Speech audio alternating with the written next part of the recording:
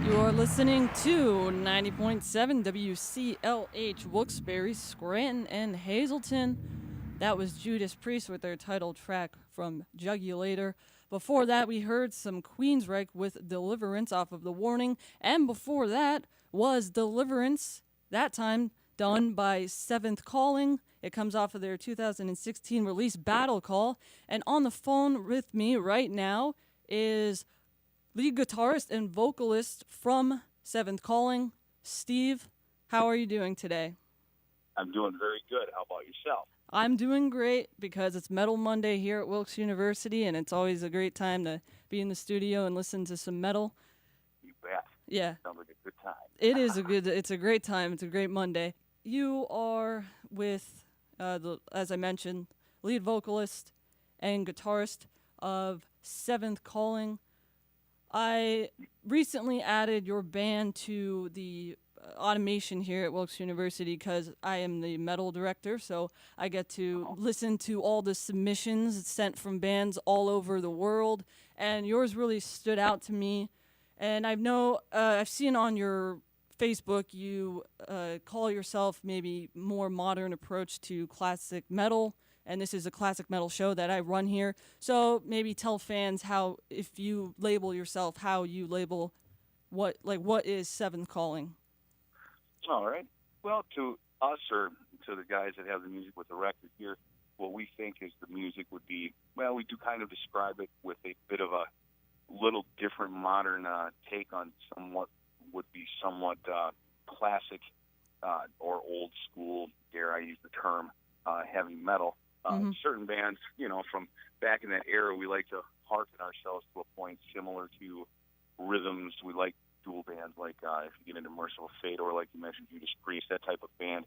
We like to kind of view Seventh Calling as this type of a style, I guess, of metal that would kind of fit into a genre with bands along that area, I guess I would consider it, with the originals. Mm-hmm. Yeah. And then with the approach that we take, a little bit of the, kind of a mix of the vocal style that we use. There's a little bit of influence from older singers, new styles of singers, and kind of the modern music today with the way that we try to piece everything together. So with the Battle Call record, we kind of get a mix of, well, I guess I'd call it I don't know if it really works this way, but hard rock, heavy metal, sort of thrash, dabbed, tinged record, I guess I'd call it, to a point, all the way through. Yeah. In my opinion. Yeah. Yeah, and listening to the record, I would agree with that Battle Call. It seems like you touch on a lot of different styles of metal during it. Every song seems pretty different. And listening to it for the first time, I kind of thought of it in a sense of, like how you said, modern metal, but kind of based on classic metal, because it seems as if this music and the songs on Battle Call could fit with those bands that you mentioned, the Accepts, the Metal Church, the Judas Priest, but you don't really sound exactly like them. You have a uniqueness to yourself where you could fit there, but you're not ripping off any of those other bands. And if I had to maybe describe it, what I heard when I was listening to the record, I kind of heard in your vocals a lot of David Wayne influence, and that's what really made me like the record and appreciate this music. I'll take that as a big compliment. He's one of my favorite all-time singers. Yeah, me too. He's in my top 3. So, and one of the songs that I actually added into rotation, Fate's Hammer, and just, when I'm looking at new music to add to the station, of course, for me anyway, as being in the radio industry, a big draw is the name of the song, and Fate's Hammer. It seemed like something that David Wayne would write about, on his Metal Church releases and on his solo release. So then hearing the song and kind of hearing, it kind of gave me the essence of him in a way as well. So that's a song I've been playing a lot on the station is Fate's Hammer. Very cool, very cool. Yeah. Love that song. Yes, it's a good one. So I guess I'll ask you, when was Seventh Calling established? What year did you get together with the guys you're with now? And maybe touch on your past history with maybe other bands you played in prior to it that led you to Seventh Calling. Oh, okay, sure. with the particular lineup that I have on the new record right now with Battle Call, with the Seventh Calling, I've had this particular group of guys together with me for, I'd say, about 3 years now. We've been working 2.5, 3 years right in there on getting the bearings with originally writing the music, get ready for the record, and restructuring a couple of the songs, from demos and that type of thing. So it took us a while to get the music for the Battle Call into order and then to record it. So that would be like the current lineup that I have now with Mike Walters on bass, Steve Taylor on drums, myself on vocals, and then Mike Shum on the second guitar as a four-piece. And so we've been working, like I say, about 2.5, 3 years with that particular lineup, and then the Battle Call comes out, this past year. So we've been pretty busy with that, playing a few dates on that. Bit of the history of the group, this would be the third full-length record that I've done under the moniker Seventh Calling. The debut record was done in 2007, and that was entitled Monuments, was the first record. And then a couple of years later, and that was when we were based kind of in the Minneapolis, Minnesota area. And then the project grew some legs, and we ended up going out to Las Vegas for a few years, and we were based out in Las Vegas for about 3 years, and that was the second full-length record, would have been the Epidemic album, and then we did some consequential touring with those dates and stuff, and went out with quite a few bands on that one. Like, we've played with quite a few, including like Metal Church, we've done a few shows with over the history of time, and Doro Pesh, Blind Guardian, Overkill, some of these bands that we've touched on, Joey Belladonna of Anthrax, and some of those stuff.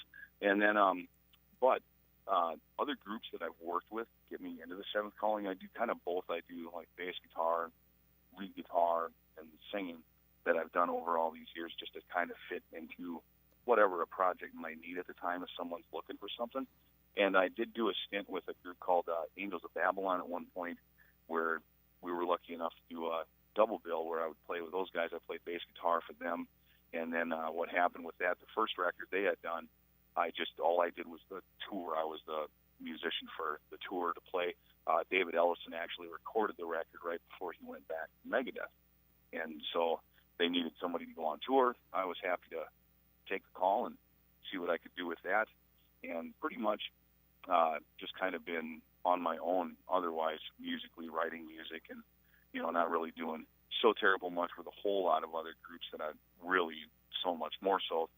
So that Babylon project was probably the one that I spent the most time on, and then I ended up going out on tour with that for a while too. So that and brought me to the Seventh Calling. Yep. That seems like an excellent, very interesting history there. So you're you mentioned you're kind of a man of many instruments. You're the lead guitarist and lead vocalist in Seventh Calling.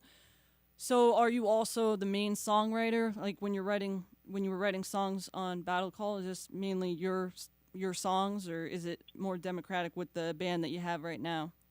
When it comes to the structuring and the music, like how we piece all of the parts, like trying to chorus piece or the hook, whatever, or the bridge piece, or, pretty much with the lyrics, I pretty much have been I write all of the words and stuff once we get the music put together, and like the drummer will throw his take into something. If I come up with like a intro riff, or like For Fate's Hammer, for example, we were just thinking around, and it was like, hey, why don't we have a song where the drums and the bass guitar kind of started off, and you guys go from there, and we'll see what happens, and kind of go into it that way. So we kind of jam a little bit and work on some stuff.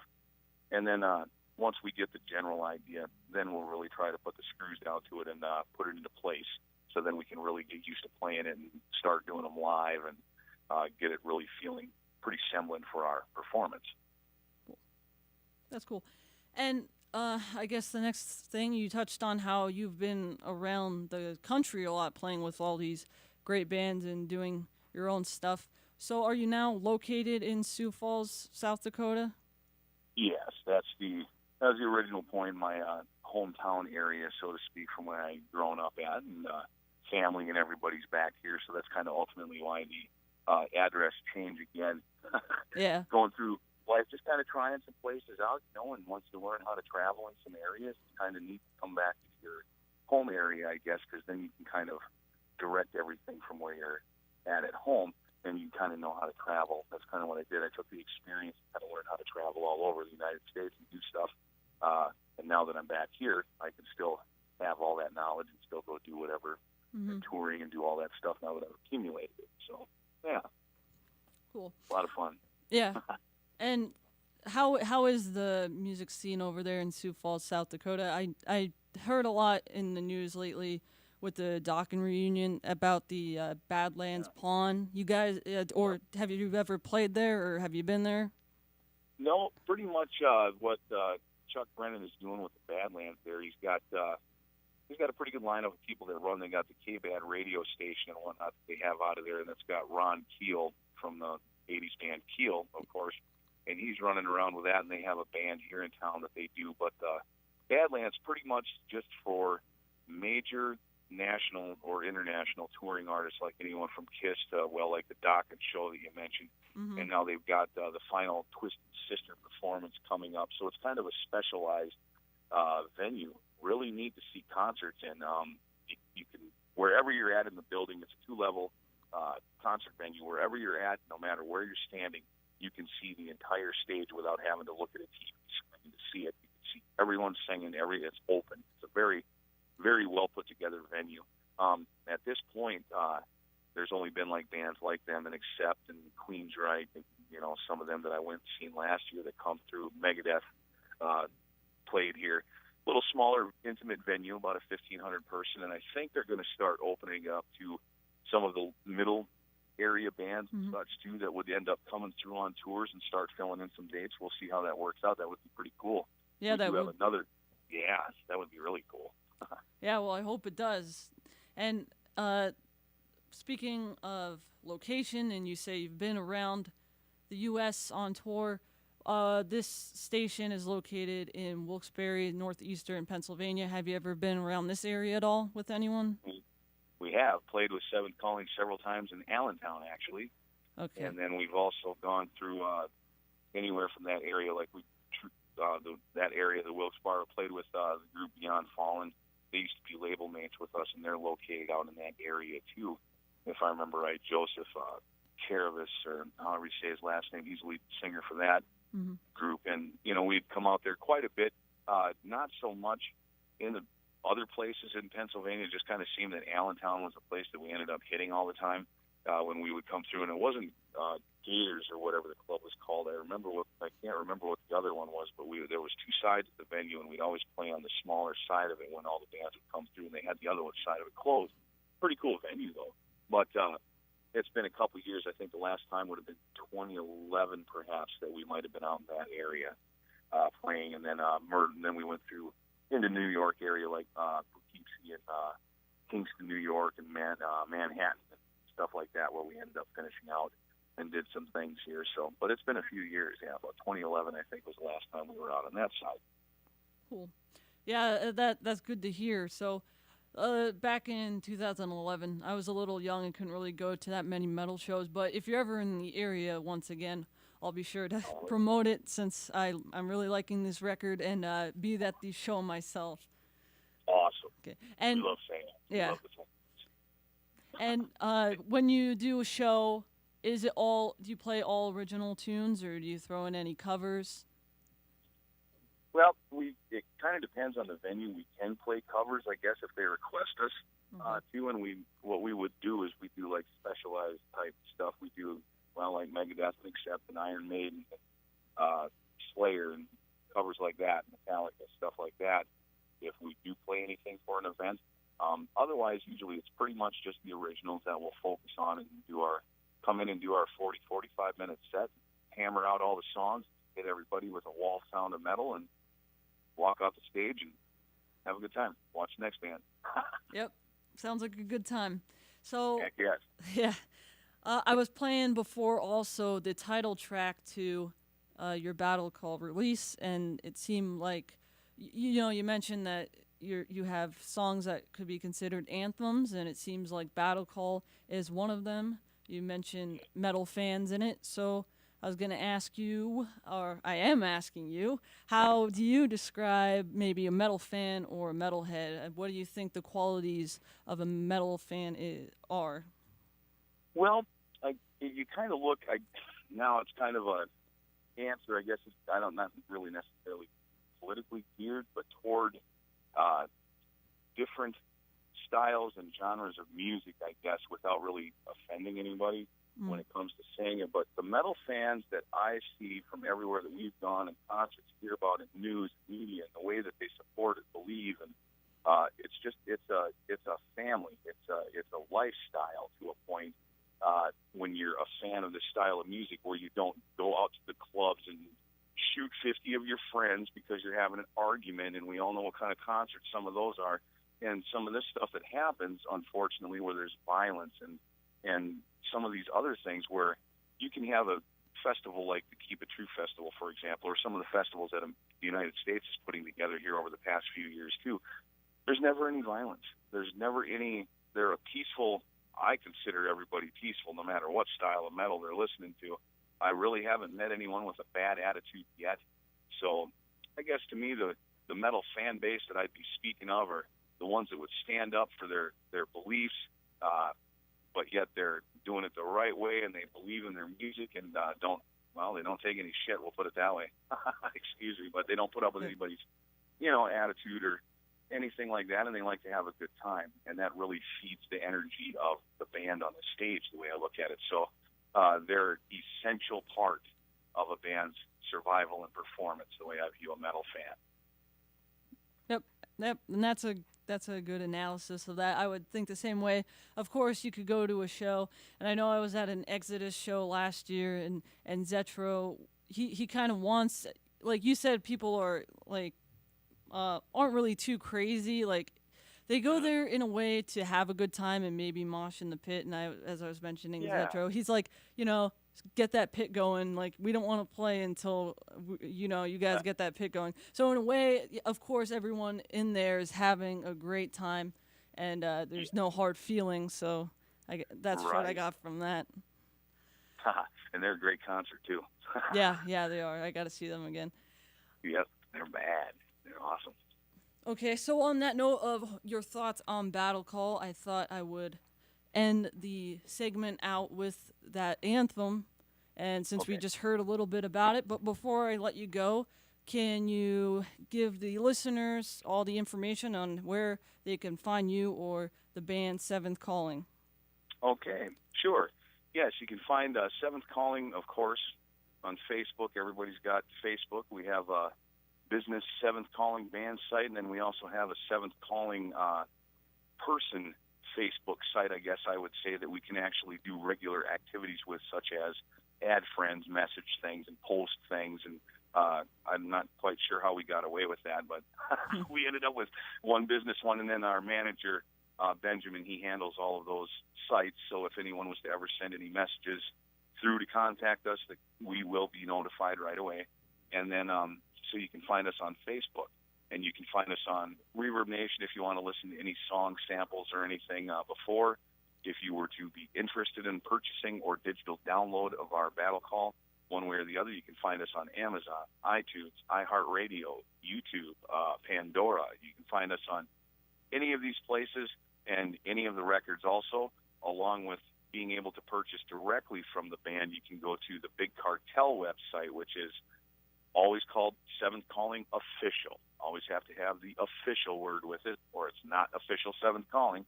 And you can pick up your patches for your metal vest to be even more metal, or you can get our previous releases that we also have in stock that might not be available anymore anywhere else other than digital download. So you can find out a lot of information. That would be seventhcallingofficial.bigcartel.com would be that site.